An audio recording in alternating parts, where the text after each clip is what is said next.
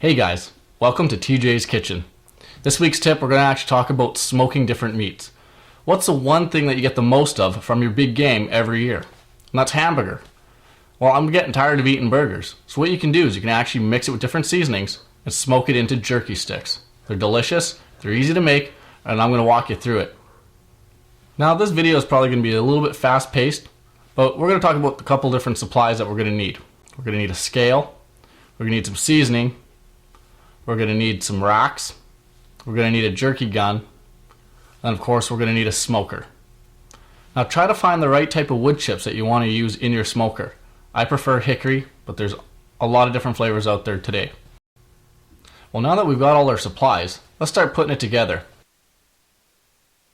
I'm going to use a manual grinder today, so I got to put all the pieces one by one together to make this work. It's very simple, easy to use, sure it takes a little bit of manpower, but in the end, it's all the same.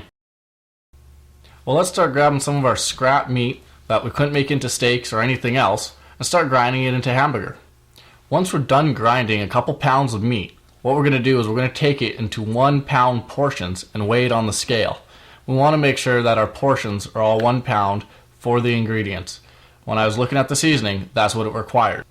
Now take your seasoning packages, cut them open with the cure, dump it into the meat, start mixing right away.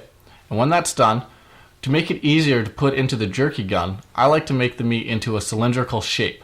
That way it fits down the tube, it's less messy. Alright, now the meat's inside that jerky tube, and let's start squirting it out into the strips. I want to make sure again that we have that 2-inch nozzle because my racks are just too widely spaced. I don't want that meat to fall through the racking. So as we make our strips, we're going to take our time and move slow. We want to make sure that we're not buckling the meat over and that we're pushing all the air pockets out inside the tube.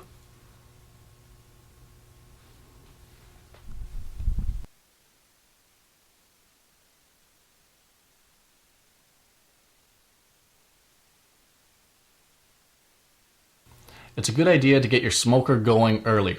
So I like to put a lot of hickory pucks in there so it just continually feeds, gets up to temperature, and gets enough smoke inside the smoker. I like to use temperatures around 150 to 200. I don't want to exceed 200 because you end up cooking the meat, not smoking and drying it out. Allow the meat to stay in there for about 3 hours.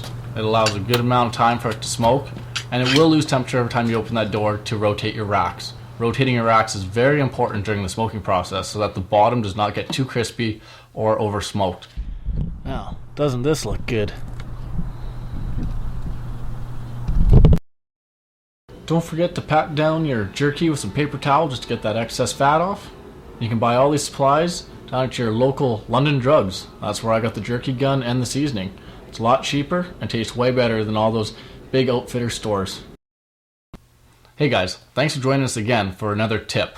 If you guys have any questions or you want to learn something else, please let us know and we'll try to make another video just for you.